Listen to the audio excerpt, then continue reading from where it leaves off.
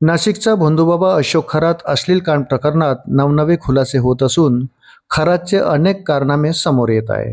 एकीकडे भविष्य सांगण्याच्या नावाखाली शेकडो महिलांचे शोषण केल्याचे उघड झाले असतानाच खरात हवाला रॅकेट चालवत असल्याचाही आरोप होत आहे।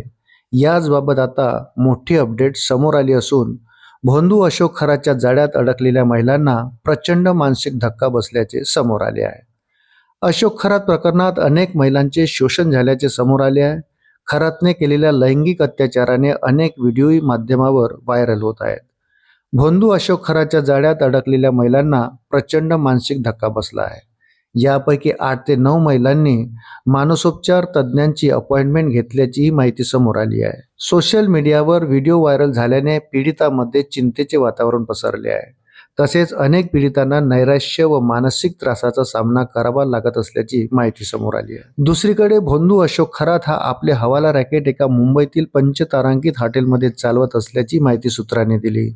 मुंबईतील पंचतारांकित हॉटेलमध्ये बसून खरात आपले हे हवाला रॅकेट चालवत होता। दिवसाला तब्बल 25,000 रुपये भाडे असलेला हा विशेष सूट 365 दिवसासाठी बुकिंग असायचा, अशी धक्कादायक माहिती समोर आली आहे। याच हॉटेलमध्ये बसून अशोक खरात हा कोट्यवधी रुपयाची देवाणघेवाण करत असल्याची माहिती समोर आली आहे। महत्त्वाचं म्हणजे या हवाला रॅकेटचे दुबई कनेक्शन समोर येण्याची शक्यता आहे। दरम्यान भोंदू अशोक खरात याचा मुलगा हर्षवर्धन खरात फरार झाल्याची सूत्रांची माहिती आहे। SITची कोणतीही पूर्वपरवानगी न घेता हर्षवर्धन खरात नाशिक शहरातून फरार झाला आहे।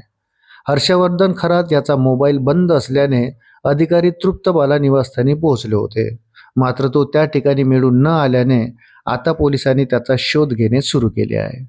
शिर्डी पोलिसात गुन्हा दाखल झाल्यानंतर भोंदू अशोक खरातची पत्नी कल्पना खरात देखील फरार आहे। अशाच नवनवीन अपडेटसाठी व्हिडिओला लाईक आणि चॅनलला सबस्क्राईब जरूर करा। धन्यवाद।